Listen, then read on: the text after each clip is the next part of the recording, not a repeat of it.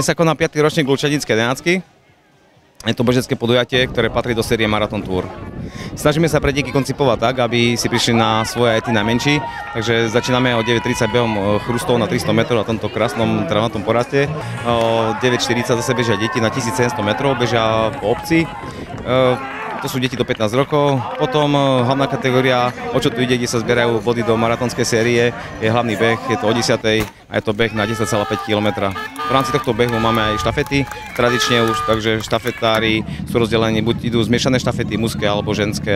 No, teraz sa vedie do Slovenskej Ľubče, tam sa beží kilometrový okruh a potom sa ide naspäť do Lučetína. Odhadom podľa včerajších čísel som videl, že tam bolo okolo 600 ľudí napísaných, takže keď teda tam je aj deti, ktoré sa neregistrovávajú, tí najmenší drobci, tak môže to byť ľudí nad 700, čo je dosť zaujímavé, lebo obyvateľ obce je 660, takže prvýkrát máme tu viac pretekárov, ako je samotných obyvateľov tejto obce.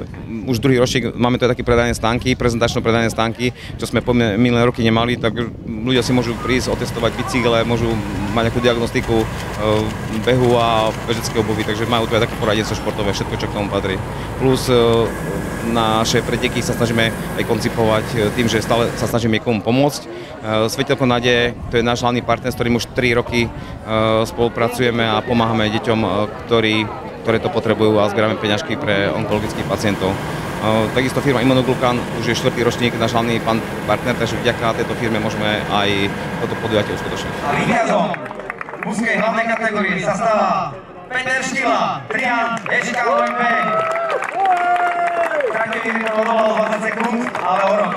Dneska teplúčko, ale spokojná. Myslím, že celkom dobrý čas aj na 10,5 km, takže spokojnosť. Taká rovina, trošku kopček, no ja behávam aj maratóny, aj tie dlhé Ironmany, a teraz už aj do tých cross duatlonov som sa pustila, takže neviem, no mne to akože na jednu stranu vyhovuje, keď je rovina, ale na druhú stranu už mi ani tie kopce nevadia v poslednej dobe. Bolo strašne horúco, čiže dneska to bolo naozaj náročné.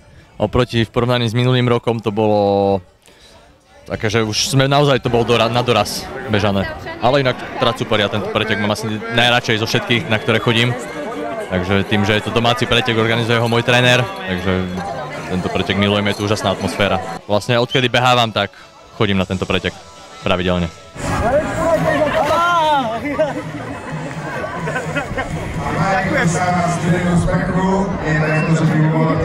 Ďakujem.